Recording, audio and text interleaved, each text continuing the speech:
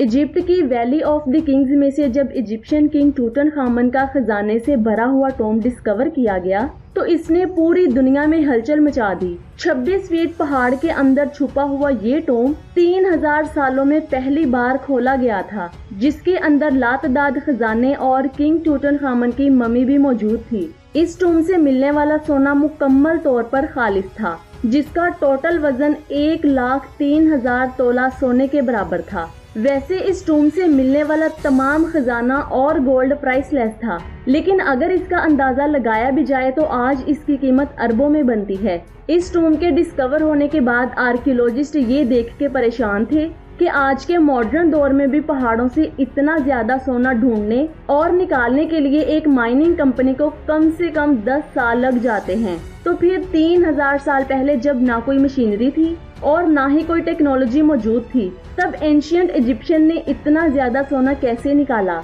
और कहां से निकाला, ये आप जानेंगे आज की इस वीडियो में। फ्रेंच गोल्ड एक्सपर्ट थॉमस फाउचर अपनी टीम के साथ इस मुश्किल तरीन चैलेंज का राज जानने के लिए मैदान में उतर आए। सबसे पहले इन्होंने इस सोने को कई सालों तक अच्छे से स्टडी किया और इसकी कंपोजिशन मुख्तलिफ जगहों से निकलने वाले गोल्ड से कंपेयर की। कई सालों के स्टडी के बाद थॉमस और उसकी टीम ये जान चुकी थी कि किंग टूटनखामन के टॉम से मिलने वाला सोना भी किंग वैली के आसपास के पहाड़ों से निकाला गया था। अब उस पहाड़ को ढूंढना था जहां से एंशिएंट माइनर्स इतना ज्यादा सोना निकालते थे।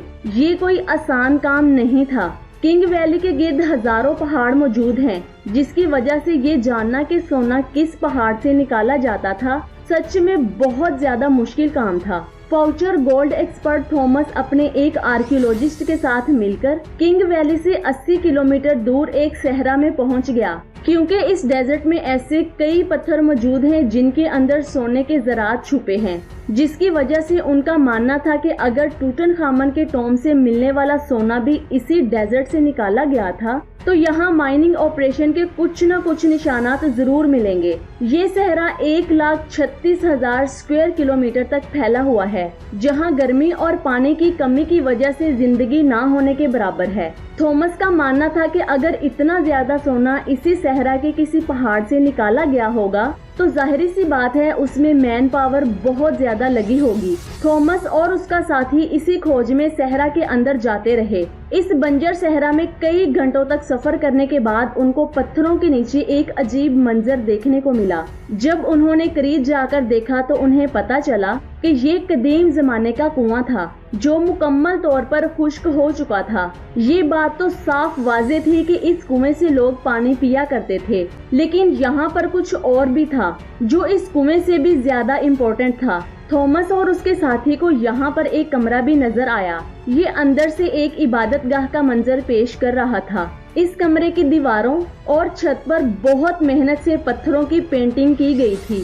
जब इस आर्टवर्क को गौर से देखा गया तो इसमें एक ऐसा राज छुपा था जिसे देखकर यकीन करना बहुत ज्यादा मुश्किल था। थॉमस के दोस्त ने बताया कि इस पेंटिंग में वही राज छुपा है जिसकी तलाश में हम निकले हैं। पेंटिंग में ये साफ वाज़ेह था कि सहरा में बना ये कुआं और रेस्ट रूम इसी सहरा का सबसे पहला स्टॉप है, जहां एंशिएंट गोल्ड माइनर्स आराम करने के लिए रुकते थे। एंशिएंट इंजीनियर्स ने गोल्ड माइन तक जाने के लिए कुओं और रेस्ट एरियाज का एक ऐसा नेटवर्क बनाया था कि एक अंदाजे के मुताबिक हर एक रेस्ट एरिया 70 से 80 किलोमीटर के फासले पर बना हुआ था। एक रेस्ट एरिया से दूसरे रेस्ट एरिया तक जाने के लिए माइनर्स की टीम को कई दिन लगते होंगे।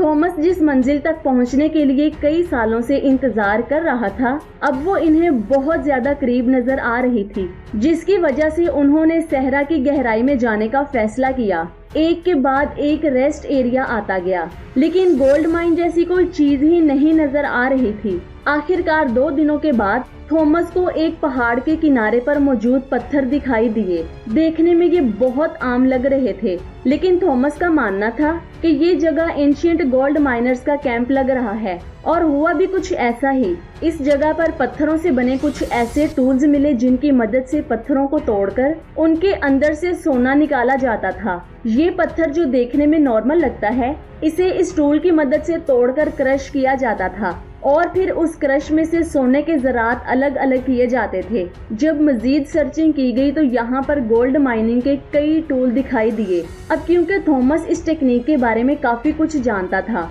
जिसकी वजह से उसका मानना था कि एंशिएंट माइनर्स इन पत्थरों को खोदकर इनमें से टनल्स बनाते थे।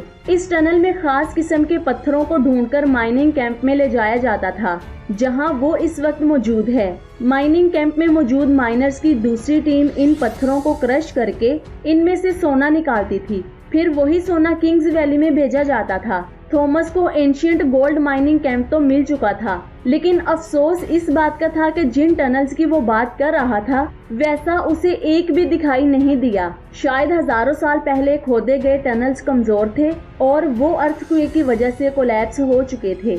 एक्सपर्ट्स का मानना है कि गोल्ड माइनिंग का ये तरीका बहुत ज्यादा मुश्किल है। अगर उस वक्त 100 लोग एक हफ्ते तक ये सारा काम करते होंगे तो उसमें से सिर्फ और सिर्फ 1 स्पून गोल्ड इकट्ठा कर सकते होंगे। माइन किया गया सोना छोटे छोटे ज़रात की फॉर्म में किंग्स वैली में भेजा जाता था, जहां एक टीम उन्हें डिफरेंट शेप्स में ढालती थी, जिसमें टूटनखामन का death mask, coffin, statues, jewellery और चेयर्स शामिल थी। 1922 में जब हॉवर्ड ने इस टॉम्ब को डिस्कवर किया था तो उस वक्त इसमें 5000 किस्म की चीजें मौजूद थी। इन तमाम चीजों का कैटलॉग बनाने में ही ब्रिटिश आर्कियोलॉजिस्ट को 10 साल लग गए थे। तो दोस्तों, आज की ये वीडियो आपको कैसी लगी नीचे कमेंट्स करके जरूर बताएं। अपना बहुत सारा ख्याल रखें, दुआओं में याद रखें। अल्लाह हाफिज।